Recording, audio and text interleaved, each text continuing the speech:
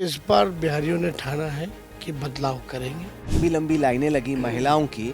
उनको देखकर एनडीए वाले बोल रहे थे कि नीतीश जी के, मोदी जी के फैंस हैं, 10,000 रुपए हमने दिए हैं, इतना काम इतने साल में किया है। उन्हें लग रहा है कि उनकी बहुत बड़ी जीत। अब देखिए, उनका मुंह है, कुछ भी कहेंगे। डंडा लेके कौन क्या कह रहा है, आप मेरे माथे पे फोड़िएगा क्या? ऐसे ऐसे करना हो तो सारी चीजें, जो नेगेटिव चीजें जो देश में हो रही है, सब नरेंद्र मोदी के नाम पे फोड़ देते हैं।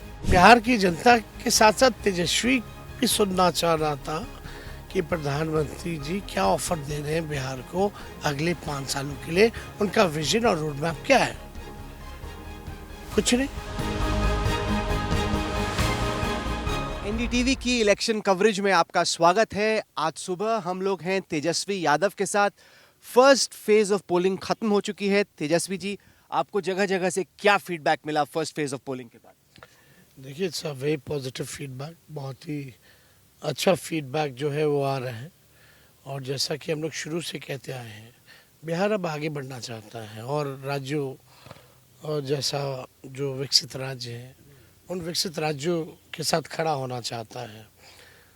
और यहाँ लोग बदलाव चाहते हैं और बदलाव के लिए उन्होंने वोट दिया है फर्स्ट फेज में। चाहे क्रॉस कोई कास्ट, कोई रिलीजन, नौकरी के लिए, कारखाने के लिए। लोग पलायन मुक्त बिहार चाहते हैं, लोग भ्रष्टाचार अपराध मुक्त बिहार चाहते हैं, लोग चाहते हैं बिहार आईटी हब बने, फूड प्रोसेसिंग का हब बने, लोग चाहते हैं टेक्सटाइल का हब बने, लोग चाहते हैं कि भाई यहाँ एग्रो बेस्ड इंडस्ट्री जो है वो रहे, क्योंकि अराउंड 70% हमारा जो एग्रीकल्चर पे डिपेंड करता है। तो यहाँ बहुत चीज़ें, स्कोप बहुत है, क्षमता बहुत है। और एक बार बिहारी जब ठान लेता है कुछ करने का तो वो करके दिखाता है। तो इस बार बिहारियों ने ठाना है कि बदलाव करेंगे। पर फर्स्ट फेज में जो लंबी लंबी लाइनें लगी महिलाओं की, उनको देखकर एनडीए वाले बोल रहे थे कि नीतीश जी के, मोदी जी के फैंस हैं, 10,000 रुपए हमने दिए हैं, इतना काम इतने साल में किया है। उन्हें लग रहा है कि उनकी बहुत बड़ी जीत। अब देखिए, उनका मुंह है, कुछ भी कहेंगे, लेकिन वाकई में सब लोग जानते हैं कि स्थिति क्या है पूरे बिहार में।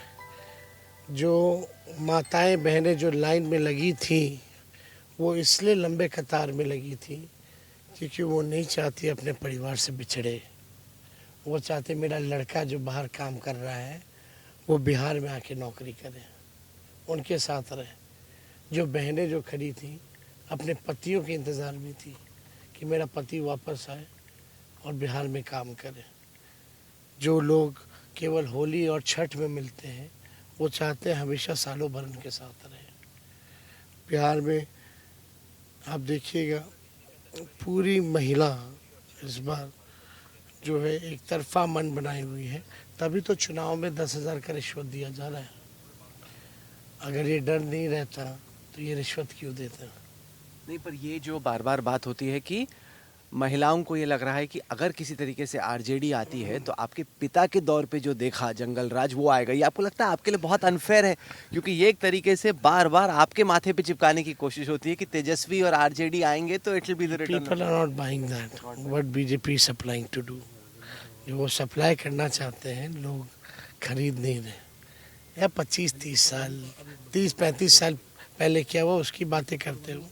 मोदी जी आए बिहार 35 मिनट पहले, जो मोकामा में हुआ उसकी बात नहीं करते। क्या हो रहा है बिहार में? टॉप 2 स्टेट्स में है according to NCRB. Top 2 state में है बिहार, पहला यूपी, दूसरा Bihar. Top 5 states BJP ruling states. तो ये चलने वाला नहीं है उनका। लोग भाजपा को समझ चुके हैं, इनके प्रोपेगेंडा को लोग नहीं बाय करते हैं। लोग अब अपना फ्यूचर देख रहे हैं, बिहार का भविष्य क्या है। 2020 का जो इलेक्शन था वो आपके लिए so near and yet so far वाली बात थी, बहुत निकट आए लेकिन फिर भी रह गए। 2020 के तेजस्वी में और 2025 के तेजस्वी में आप क्या फर्क देते इस कैंपेन में और पिछले कैंपेन में? आपकी नजर से क्या फर्क? तो मुद्दा वही है। और 17 महीने जो हम लोगों ने काम किया, जब मौका मिला 22 में आने का, साथ में जब हम लोगों ने इंडिया अलायंस बनाया, तो हम लोगों ने काम डिलीवर किया है। आप 20 का हमारा प्रण पत्र देख लें और 17 महीने का काम देख लें। फिर भी वो 17 महीने में तेजस्वी एक मानता है कि मैंने अपने क्षमता का, कैपेसिटी का 5% भी नहीं किया। हम लोगों ने 5 लाख लोगों को नौकरियां दी, 3 लाख नौकरियां प्रक्रियाधीन कराई, आईटी पॉलिसीज़ बनाई, स्पोर्ट्स पॉलिसीज़ बनाई, हम लोगों ने टूरिज़्म पॉलिसीज़ बनाई, हम लोगों ने कास्ट बेस्ड सर्वे कराया, रिजर्वेशन हम लोगों ने बढ़ाया, 20 शहरों में एसटीपी हम लोगों ने दिया, हम लोगों ने 700 डॉक्टरों को बर्खास्त किया जो कभी अस्पताल नहीं जाते थे 10-10, 12-12 साल से। हम लोगों ने काम डिलीवर किया है। 50,000 करोड़ का इन्वेस्टर मीट हम लोगों ने करा, इन्वेस्टमेंट का एमओयू साइन करा 50,000 करोड़ का। आप मुख्यमंत्री जी को देखिएगा, वो नीति आयोग की बैठक में नहीं जाते, इन्वेस्टर मीट तो दूर की बात है। मोदी जी जो है वो केवल जो कराते हैं इन्वेस्टर मीट, वो गुजरात में कराते हैं। मोदी जी फैक्ट्री की बात करेंगे गुजरात में, कट्टे की बात करेंगे बिहार में। वो तो एक वीडियो वायरल हो गया ना, कोई कैंडिडेट के साथ खड़ा था छोटा सा बच्चा, वो कह रहे हैं कि रिटर्न ऑफ कट्टा लेके घूम। कौन क्या कह रहा है, आप मेरे माथे पे फोड़िएगा क्या? ऐसे करना हो तो सारी चीज़ें जो नेगेटिव चीज़ें जो देश में हो रही है सब नरेंद्र मोदी के नाम पे फोड़ देते हैं, अमित शाह जी के नाम पे फोड़ देते हैं। तो ये आप समझिए ना, इस स्तर की राजनीति आ गई है। He is a prime minister. Bihar की जनता के साथ साथ तेजस्वी भी सुनना चाह रहा था कि प्रधानमंत्री जी क्या ऑफर दे रहे हैं बिहार को अगले 5 सालों के लिए, उनका विजन और रोड मैप क्या है। कुछ नहीं। कितनी रैलियां की, 5 साल का प्लान बताया बिहार को, आगे कैसे बढ़ाएंगे। एक चीनी मिल नहीं चालू करा पाए 11 साल में, तेजस्वी ने 17 महीने में रीगा का चीनी मिल चालू करा दिया उप मुख्यमंत्री रहते हुए, केवल 17 महीने। वो 11 साल से प्रधानमंत्री कुछ नहीं कर पाए। तो there is a difference. People they believe that they have given enough time to NDA. अब बस बहुत हुआ, अब बदलाव।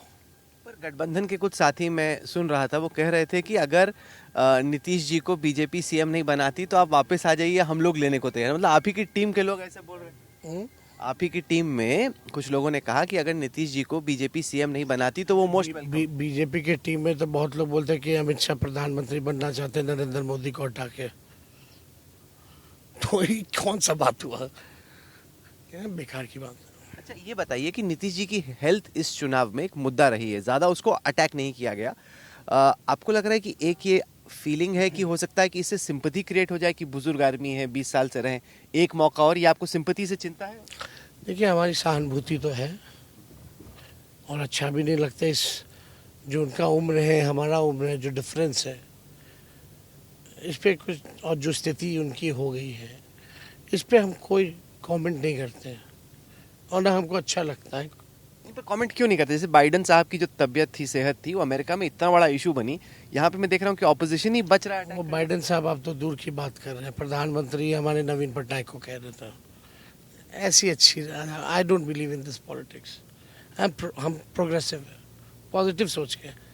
हम किसी के को क्या बताएं, हम अपना प्लान बता रहे हैं ना बिहार को, हम अपनी बात कर रहे हैं, हम बिहार को आगे कैसे ले जाएंगे, हम योजनाएं बता रहे हैं, हम अपना विजन बता रहे हैं, वो काफ़ी है। पर आपने जो विजन दिया उसमें एक बड़ी बात आपने बोली कि हर फैमिली में एक गवर्नमेंट जॉब आप देंगे। उसकी जो मैथ्स है वो कहती कि 12 लाख करोड़ का खर्चा आएगा, जो कि स्टेट बजट का 4 गुना है। अगर आप बहुत कम बेसिक सैलरी भी देते हैं इन एम्प्लॉयज़ को, ये पैसा आएगा कहाँ से? जो बीजेपी ने जितने अनाउंस किए वो कितना गुना है? बिहार में केवल 10 सरकारी बिल्डिंग का हम बता रहे हैं, और सब छोड़ दीजिए। केवल साफ सफाई, पोछा, बाथरूम करने के लिए आउटसोर्स पे दिया गया है 800 करोड़ रुपए में, फिर भी सफाई नहीं है। पैसे का सही इस्तेमाल नहीं होता और एकदम पॉसिबल है। हमने स्टडी किया है, अध्ययन किया है, एक्सपर्ट से भी हमने राय ली है और पहले भी हमने डिलीवर किया है, और जो प्रैक्टिकल है, डुएबल है, वो हम करेंगे। ऐसे ही हम हवा में नहीं बोल रहे हैं। हम आपके हिसाब से पॉसिबल है हर फैमिली में एक गवर्नमेंट जॉब देना? क्योंकि 8 लाख तो करीब गवर्नमेंट जॉब्स आई हैं पिछले कई सालों में, इतने में आप इतनी सारी गवर्नमेंट जॉब्स कैसे क्रिएट करेंगे? जब होगा तो आप देखिएगा, क्यों नहीं होगा, एकदम होगा। अच्छा, इस चुनाव में प्रशांत किशोर ने जो एफर्ट किया है, जो अपनी एक पार्टी बनाई है, उसको आप लग रहा है कि कुछ डैमेज पहुंचाएगी आपको यूथ वोटर्स के बीच में, माइग्रेंट्स के बीच में वो कोशिश कर रहे हैं अपनी ओर खींचने की? अब देखिए कौन डैमेज पहुंचाता है, कौन फ़ायदा पहुंचाता है, इसी में आरजेडी को लगा दिया गया। कोई बोलता है चिराग पासवान ने पिछला चुनाव फ़ायदा पहुंचाया, प्रशांत किशोर डैमेज करेंगे। इससे हमको कोई फ़र्क नहीं पड़ता, ना लेना देना है। मेरा एकमात्र बिलीव है कि हम सरकार बनाने जा रहे हैं, बिहार बदलाव कर रहा है। कांग्रेस के साथ तालमेल को आप कैसे देखते हैं? काफ़ी चर्चा हुई कि आपके और राहुल गांधी की जितनी रैलीज ज्वाइंट होनी चाहिए थी वो हुई नहीं। शुरू में थोड़ा माहौल बना वोट अधिकार यात्रा के दौरान, बाद में लगा कि सीटों पे ही ये फ्रेंडली फाइट्स का मुद्दा सामने आता रहा। 5 दिन में you have to cover 122 seats. एक साथ करेंगे तो कितना कर पाएंगे? तो हम लोग अलग अलग मिलकर के काम कर रहे हैं, सब लोग साथ हैं। ये कोई बात हुई? प्रधानमंत्री जी रोड शो करते हैं तो ललन सिंह खड़े रहते, मुख्यमंत्री नहीं रहते। इस पे क्यों नहीं चर्चा होती? फिर इस पे सवाल क्यों नहीं पूछे जाते? ये बेकार की बातें हैं। हम लोग मिलजुल करके साथ चुनाव लड़ रहे हैं और जीतेंगे। पर ये फ्रेंडली फाइट से आपको लगता है एक दर्जन जो फ्रेंडली फाइट्स, उससे नेगेटिव मैसेज गया कि आपस में टिकट ही नहीं बांट पाए लोग ठीक से, तो आगे चुनाव सरकार कैसे चलेगी? झारखंड में भी फ्रेंडली फाइट लड़े हम, जम्मू कश्मीर में भी इंडिया अलायंस फ्रेंडली फाइट लड़ी, दोनों जगह जीती। स्ट्रैटेजिकली है। और जहाँ बीच में लगा कि कोई कमज़ोर है तो सपोर्ट दिया है। कई सीटों पे ऐसा हुआ है। गला आपका काफ़ी बैठ गया है ये मौसम के चक्कर में, क्योंकि ऐसा तो नहीं कि कैंपेन भी बैठ रहा है, दिल में अभी जोश है जीतने का। आप नेता बनेंगे जिस दिन 18 रैलियां करेंगे दिन में, तो आपका भी गला बैठेगा। ये तो सही बात है। पर आपको लगता है कभी कभी कि एक तरफ बीजेपी की विशाल इलेक्शन मशीन है और दूसरी तरफ तेजस्वी यादव, मतलब कि क्रिकेट, आप क्योंकि क्रिकेट इतना खेलते थे तो क्रिकेट की भाषा में एक लौता बैट्समैन है और दूसरी तरफ इतनी ज़बरदस्त एक पूरी इलेक्शन की मशीन। जनता है ना साथ, जनता मालिक ही जब उनका आशीर्वाद हो तो इनका क्या करना? अंग्रेज भी भागे थे, उनके पास क्या क्या नहीं था। लेकिन फिर भी हम सब लोग जो है मुद्दे की बात कर रहे हैं, काम की बात कर रहे हैं, और जनता जिसके साथ खड़ी है वो सबसे बड़ा। ये जो माइग्रेशन के इशू को बड़े तरीके से उठाया गया, कई सारे छठ के लिए युवा जो देश भर में काम करते हैं, आए हैं, वोट डाल के जाएंगे, उनको अट्रैक्ट करने के लिए स्पेसिफिकली आप क्या करें? क्योंकि उनका कहना है कि कई सारे तो आप ही के टाइम पे, आपके पिता के टाइम पे छोड़ के गए। 2005 से 25 जो समझिए कि वो आज 20 साल के हो गए होंगे। जब नीतीश जी जब ओथ लिए पहली बार, मतलब जब उनका गवर्नमेंट फॉर्म हुआ, एक बार पहले लिए थे तो चला नहीं एक हफ्ता। तो 2005 में जब बने मुख्यमंत्री, अब 25 है, वो फर्स्ट टाइम वोटर्स हो गए, 20 साल के हो गए, और लगातार जो है माइग्रेशन बढ़ रहा है। एक पहल रोकने के लिए एक पॉलिसी या स्ट्रैटेजी आप बता दीजिए जो गवर्नमेंट की रही हो या 11 साल से प्रधानमंत्री जी की रही हो। लोग जो वापस आ रहे हैं उनको भी सोचना चाहिए वो बाहर क्यों है। मोदी जी, नीतीश जी के रहते हुए भी बाहर क्यों है? और वो दौर बिहार का वो अलग दौर था। That's a past. माइग्रेशन को लेकर के बिहार के लोग, कोई नहीं चाहता कि माइग्रेशन हो। बिहार में काम मिले, सब कुछ मिले, सुख सुविधा मिले। सबसे ज़्यादा माइग्रेशन पढ़ाई के लिए, दवाई के लिए और कमाई के लिए होता है। लेकिन आपको सरकार में जो लोग हैं 20 साल से, उनको सब इस सवाल का जवाब देना चाहिए। पहले लालू जी की जब सरकार बनी थी तो पुराने गवर्नमेंट को ब्लेम नहीं करते थे, और ना ही तेजस्वी आएगा तो पुरानी गवर्नमेंट को ब्लेम करेगा। हम अपने काम का हिसाब देंगे। आप सॉल्व कैसे करोगे माइग्रेशन के चैलेंज? आपका क्या प्लान? आप एज एन एग्जाम्पल, आप कोटा, पढ़ने वाला बिहारी, पढ़ाने वाला बिहारी, खाना बनाने वाला बिहारी, गार्ड बिहारी, सब कोई बिहारी, केवल इंफ्रास्ट्रक्चर उसका आप 2000 एकड़ में खोल दीजिए एजुकेशनल सिटी। किसी को जाने की ज़रूरत नहीं होगी, पूरा इंफ्रास्ट्रक्चर मिल जाएगा। कोचिंग सेंटर्स इतना है, आप दे दीजिए इंडस्ट्री का दर्जा, खूब खोलेंगे। लेकिन सरकार करती कहाँ है कुछ? क्योंकि बिहार में इंडस्ट्री लाने में लैंड एक्विजिशन एक बहुत बड़ी प्रॉब्लम है। बार बार कहा जाता है कि पॉपुलेशन डेंसिटी ज़्यादा है, लैंड एक्वायर करने में दिक्कत है। इसको आप कैसे सॉल्व करेंगे? ये तो अमित शाह जी का कहना है कि भूमि की कमी है तो कारखाने नहीं लगाए जा सकते। नहीं, पर ये प्रैक्टिकल रियलिटी भी है। ऐसा- लैंड एक्विजिशन में इश्यूज हैं बिहार में। ऐसा कोई इशू नहीं है, पॉलिसीज गलत है। पॉलिसीज ही गलत है तो एक्वायर करने में समय लगता है। तो ये बेकार की बात है, होने के लिए कुछ भी हो सकता है, कोई चीज़ असंभव नहीं है। कारखाना हो, अब जैसे इंडस्ट्री किस बेस पे आएगी? दो चीज़ महत्वपूर्ण होते हैं, एक तो लॉ एंड ऑर्डर और एक एनर्जी की व्यवस्था। अगर आप इस पे काम करें और इंडस्ट्री आएगी, आप उसके हिसाब से पॉलिसीज बनाइएगा तो आएगी। तो नीयत में कमी है ना सरकार की, विल पावर नहीं है, इच्छा शक्ति नहीं है, प्रयास भी नहीं है।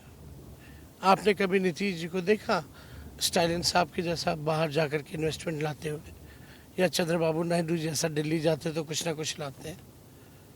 नीतीश जी बैठे रहते, कोई मतलब नहीं। और बीजेपी कितने केंद्र मंत्री हैं, बीजेपी को बिहार की वजह से नरेंद्र मोदी जी प्रधानमंत्री बनते हैं, फिर भी ठेंगा।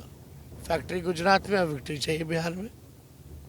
ये जो आखिरी चुनाव है वो सीमांचल में भी हो रहा है, और सीमांचल में पिछली दफ़ा असुद्दीन ओवैसी की पार्टी के कैंडिडेट्स ने आपको काफ़ी चोट पहुंचाई थी। आपको चिंता है कि इस बार भी मुस्लिम वोट फ्रैगमेंट हो सकता है? कोई चोट नहीं पहुंचाई थी, कोई फर्क इस बार पड़ने वाला नहीं है।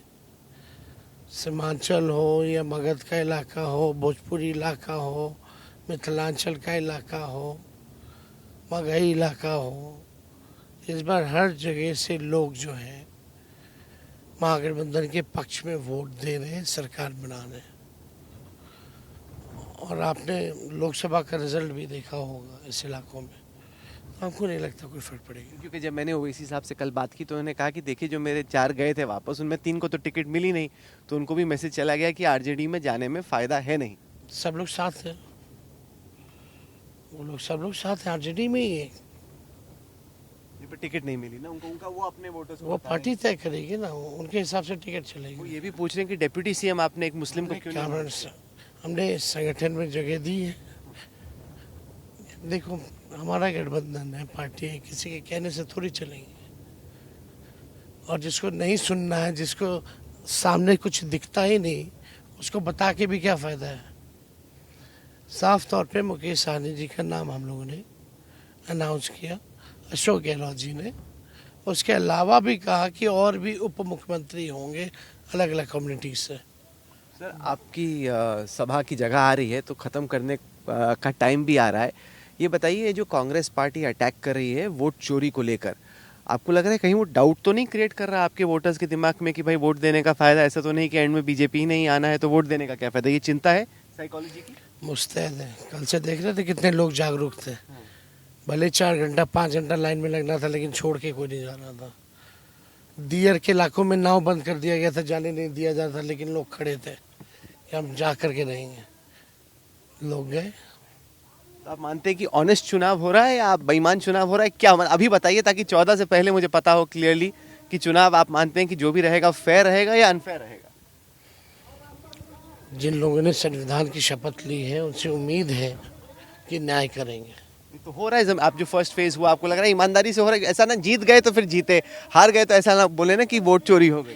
कभी कभी कुछ जो दिखता है वो होता नहीं है ना। तो कुछ अगर ऐसी चीज़ है तो वो जब दिखेगी तो वो उसको बताई जाएगी। चलिए, आपकी सभाओं में हमेशा जोश बहुत होता है। चलते हम लोग पहुंच गए आपकी सभा को, आपको एक्शन में देखते हैं। बहुत बहुत शुक्रिया और हमारी शुभकामनाएं।